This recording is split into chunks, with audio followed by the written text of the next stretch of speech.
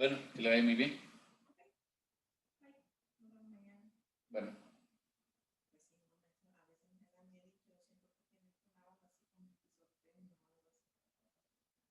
Tiene días normales. Sí, se le dispara. No era así, pues le digo, entonces, cuando la agarra le hago la loca, ¿ve? Entonces, por eso le digo que yo no quiero que, o sea, porque él piensa que, si es mío, puede venir cuando él quiera, y no es así. Pues le digo, el licenciado me presta la oficina cuando él me presta las hojas para atender a la gente. Vaya, pues. Me dijo ahora, y hoy pues, estábamos almorzando con la mamá, me dijo, ¿de verdad no estás trabajando ahí? No, me dije, yo un ratito nada más. Vaya, pues sí. Hola, Carlos. Bien, ¿qué tal? Yo también. Para hoy quedamos, claro. Se me olvidó no imprimir. Pero hay que cambiarle la fecha. No, porque es para que se lo lleven.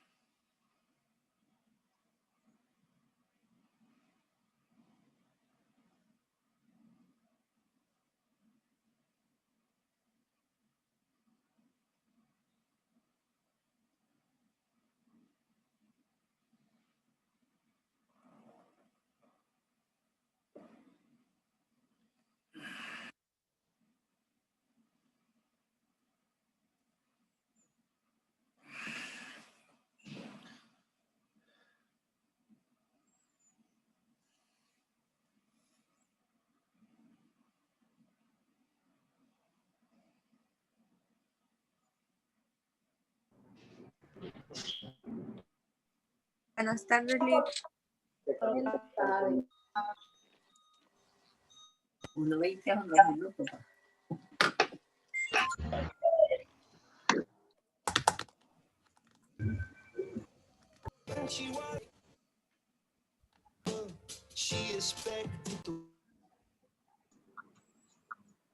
Hola, buenas tardes. Buenas tardes, Liz. Buenas tardes. Buenas tardes.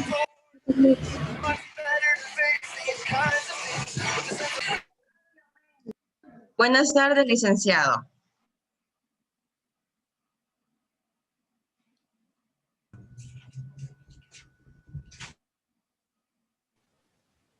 Buenas tardes, licenciado. Buenas tardes. Primeramente, Buenas tardes.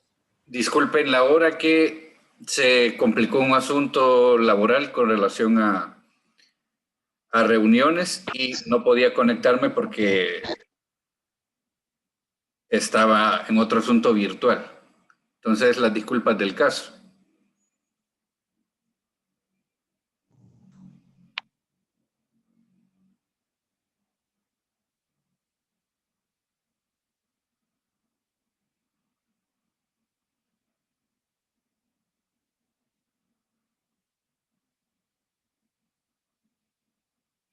¿Podría indicar a alguien a dónde nos quedamos la última clase, por favor?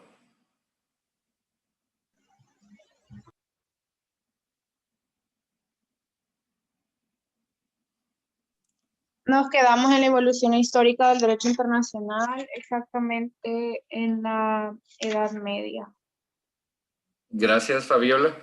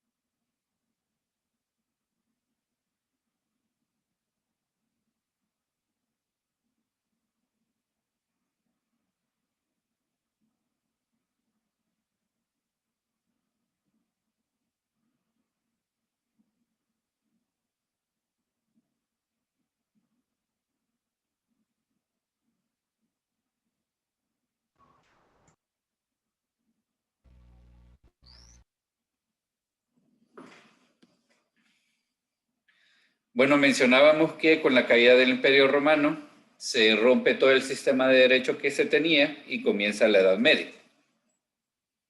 Dentro de la Edad Media ocurre eventos importantes en cuanto a que habíamos mencionado que la costumbre primordial con relación a los tratados y los convenios era en base al juramento, porque se pierde la solemnidad que se tenía con el Imperio Romano de establecer convenios y tratados por medio del derecho positivo, es decir, a través de medios escritos.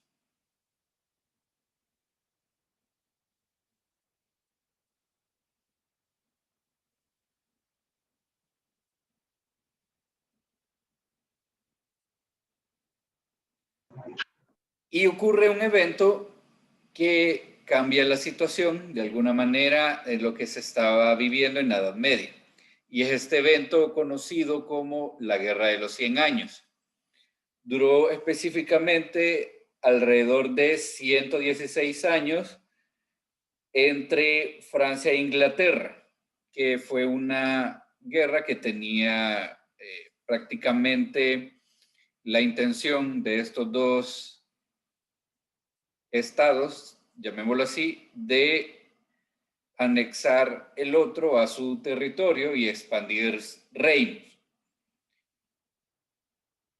Finalmente, después de 116 años, se firma la especie del tratado que pone fin a ese conflicto de 116 años y es llamado la Paz de Picquigny, que es la región donde se firma este tratado, este fin de la guerra. Y la importancia, además de ponerle fin a este conflicto que duró más de 100 años, es el hecho de que de forma escrita deciden solventar una guerra, es decir, por medio de un tratado firmado y escrito, establecen los acuerdos prácticamente de paz, llamémoslo así, para establecer la finalidad de esas agresiones y hostilidades. Se consolidan los reinos de Inglaterra y Francia, se establece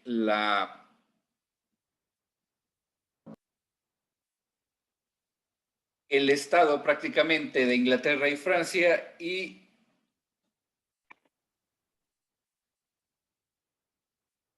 deciden ponerle fin a esas hostilidades.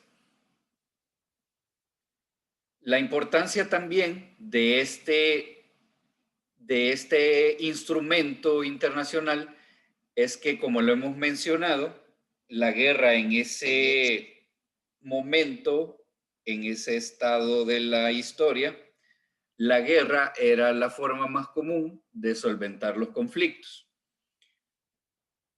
Además de establecer la guerra como mecanismo de expansión de reinos.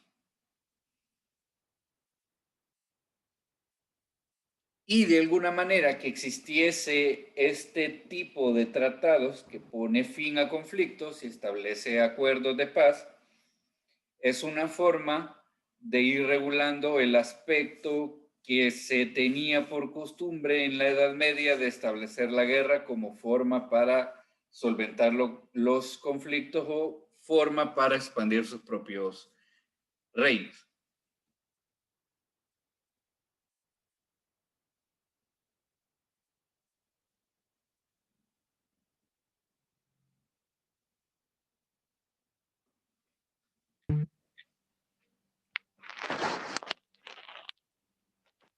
Luego, al final de la Edad Media, tenemos otra serie de eventos que tienen mucha relación y vinculación con el derecho internacional, específicamente derecho internacional público.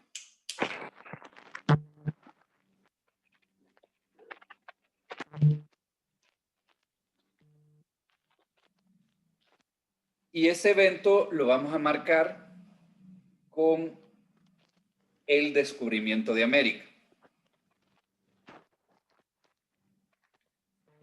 Francisco de Vitoria es un pensador con el que da la concepción iusnaturalista o derecho de gentes.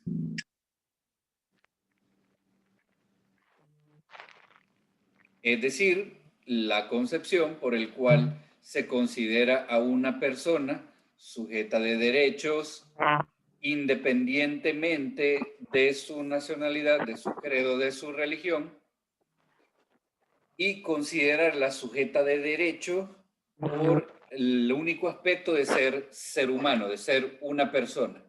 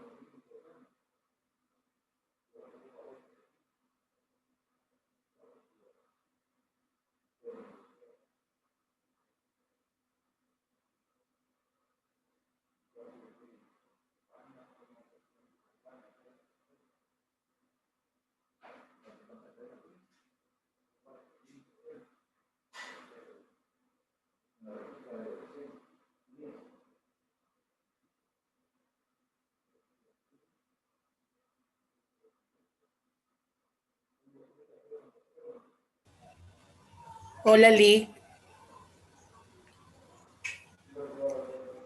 No sé si soy la única, pero no se escucha. Está hablando Sí, porque se ha no se muteado. No, escucha. ni yo tampoco.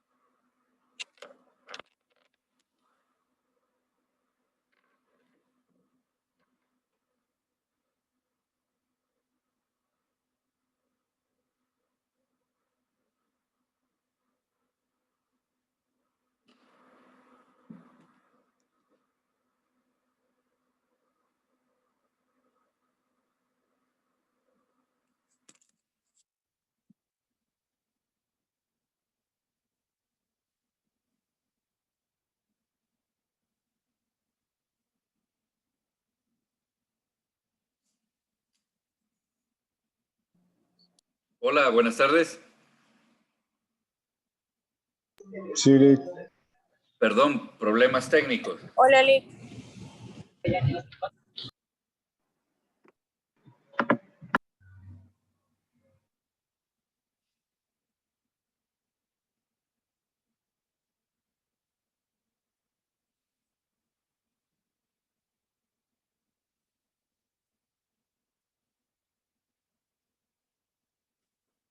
Muy bien, continuemos. Mencionaba posterior al finalizar o al fin de la Edad Media, el filo de la Edad Media, surge este evento que es el descubrimiento de América. Y surge un pensador, Francisco de Vitoria, con quien nace la postura del justnaturalismo o derecho de gentes o derecho natural, que es concebir al derecho universal y concebir a la persona humana sujeta de derechos de forma universal. ¿Por qué piensa en esta postura? Por el cambio sociológico que se da con relación al descubrimiento de América. Describe y expresa los excesos cometidos en los procesos de descubrimiento y de conquista y reconoce que los indios o indígenas nativos no son seres inferiores, no son esclavos, sino más bien reconoce que son seres humanos también y que deberían de tener los mismos derechos que cualquier persona en cualquier parte del mundo.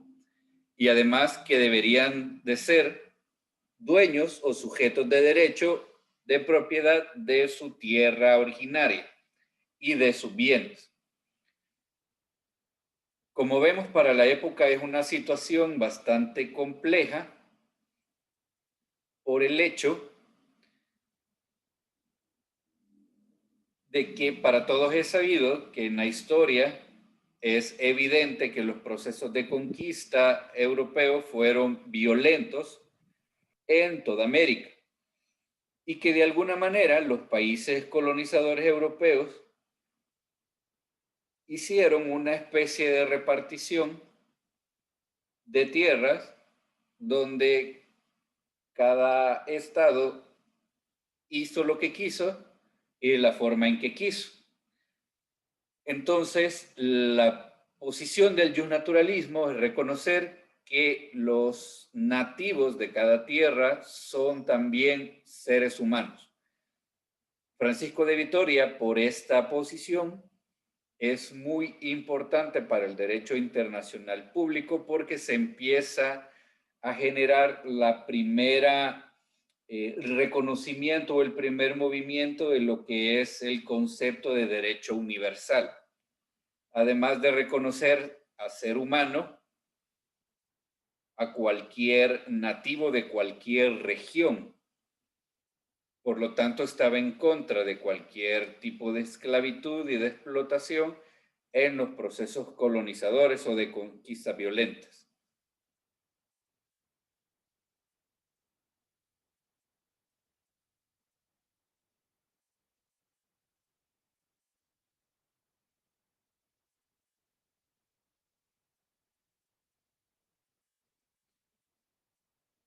Sienta las bases en un tratado que le llamó potestate civile o potestades civiles, es decir, las potestades de los ciudadanos, y es considerado como el fundador del derecho internacional a nivel mundial por las ideas globalizadoras, llamémoslo así, que tenía en cuanto a primero, reconocer a la persona humana sujeta de derecho sin ningún tipo de distinción. Y además, trataba de proponer la idea de una comunidad de alguna forma internacional. Es decir, se reconoce ahora que el mundo ha cambiado en ese momento, que hay más personas a nivel mundial y que cada persona merece ser considerada a nivel mundial como sujeto de derecho. Y por lo tanto debe existir una comunidad o un tipo de organización a nivel internacional que reconozca esta situación.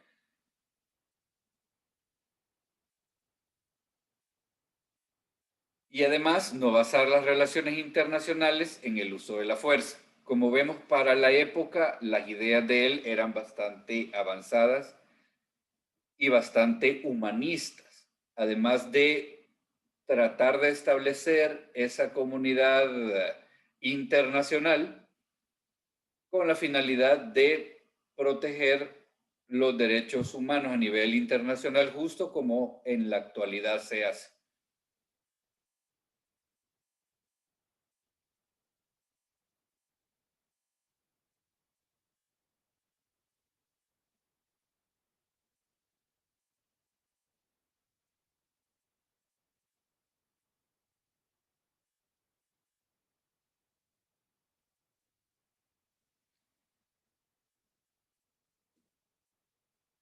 Se vuelve a retomar el concepto guerra justa, es decir, ¿será realmente un proceso colonizador una guerra justa o realmente el proceso colonizador debe justificarse en una acción violenta?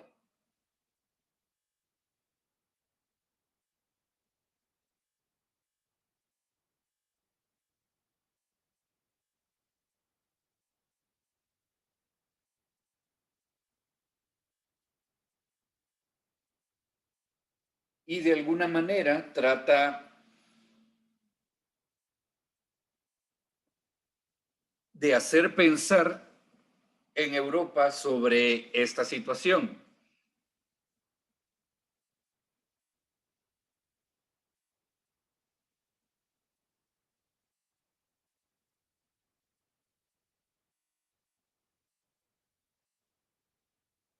Lo más curioso de esa parte de la historia es que él, siendo de oficios religiosos, trata de alguna forma que la iglesia reconozca que no existe justificación en la colonización de forma violenta.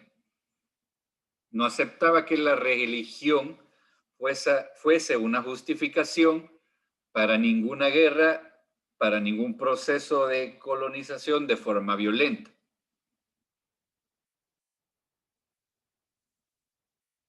Y de alguna forma reconocía que los nativos tuviesen su propia creencia, su propia religión, sus propios ritos, y que esa libertad de culto fuese parte de los derechos reconocidos.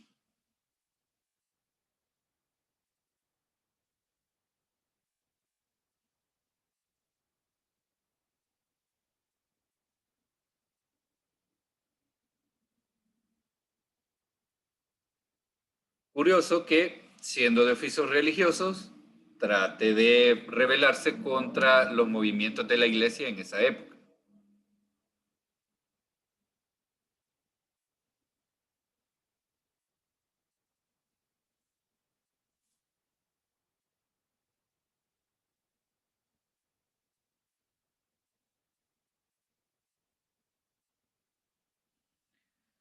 De ahí la importancia de este personaje para el derecho internacional en todo su concepto.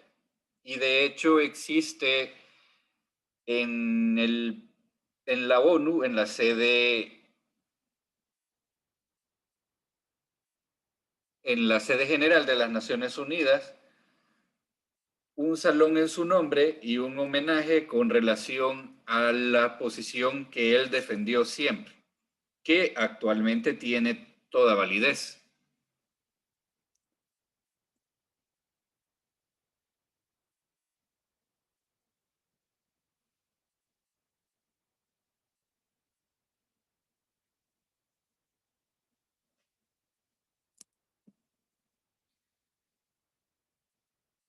Así que su postura generó todo un movimiento en pro de la defensa y reconocimiento del derecho de los indígenas nativos. Y surgen otros pensadores en la misma línea con relación al justnaturalismo o derecho natural.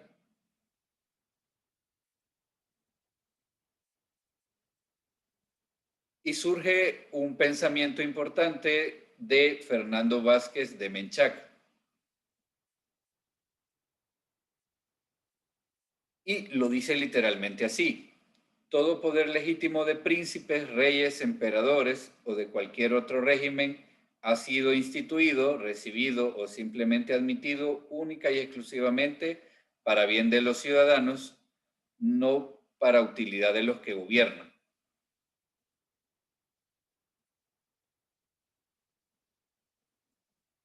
Vemos acá una postura que trata de establecer a la persona humana como fin y principio del gobierno, indistintamente del nombre del gobernante que se encuentra, ya sea rey, príncipe, emperador o cualquier denominación que tenga o haya tenido para esa época. En esta época prácticamente podemos decir que la humanidad ya estaba harta de la monarquía, de que el poder estuviese concentrado en una sola persona y que tuviesen que seguir la santa voluntad de un gobernante indistintamente de su nombre, príncipe, rey, emperador, conde o lo que sea. Ya se estaba gestando la idea de que indistintamente del gobernante, la función que debe desempeñar es a favor de cada persona, de cada ciudadano. Siempre basado en la teoría de Francisco de Vitoria de que todo ser humano es sujeto de derecho.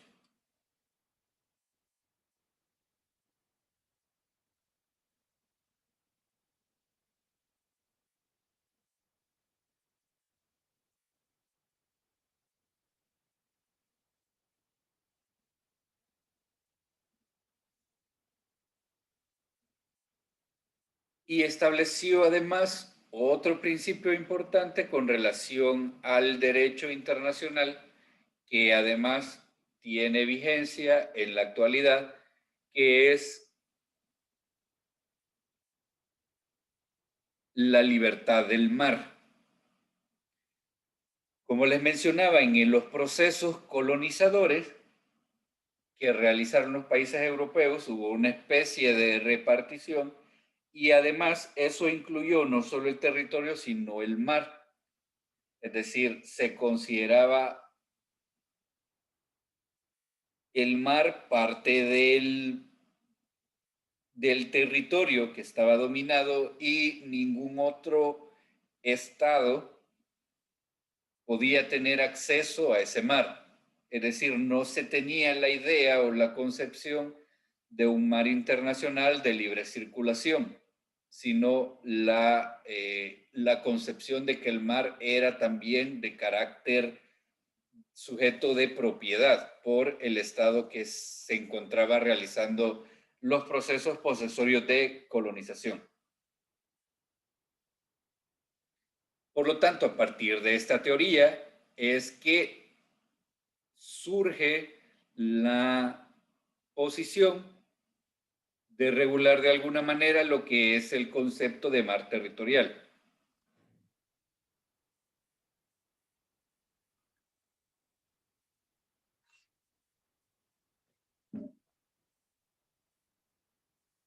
Si lo subís, o sea, subilo y pone mañana disponible en Smoothie Paradise.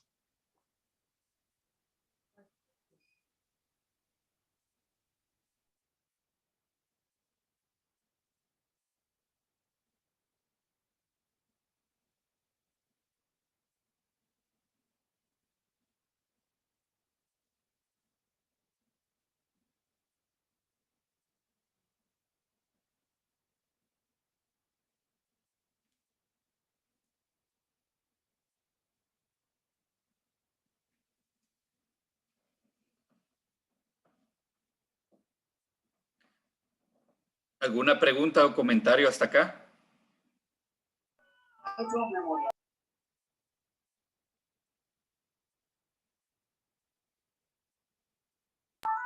Todo bien, Lick. Ok.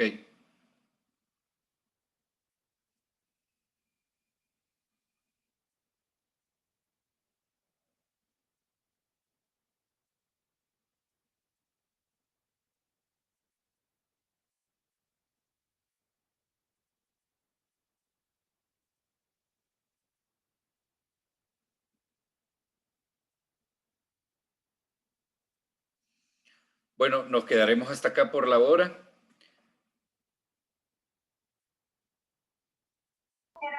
Ok, Lick. Ok, licenciado. Y te ruego las disculpas primero por el retraso y después por el problema técnico. No hay problema, Lick. preocupe, Lick. Tranquilo, Lick. Gracias. Todo bien, todo bien. Y Gracias, esta Lick. se- Feliz noche. Buenas Gracias. noches. Y Buenas esta tardes. semana tendrán los videos. Vaya, Gracias, Lick, que vamos a estar esperando. De acuerdo, muchas gracias. Licenciado, una pregunta. Pregunte. ¿Subirá esta presentación también? Sí, la voy a subir toda con la semana pasada para que tengan un solo archivo. Ok, muchas gracias, Nick. Bueno.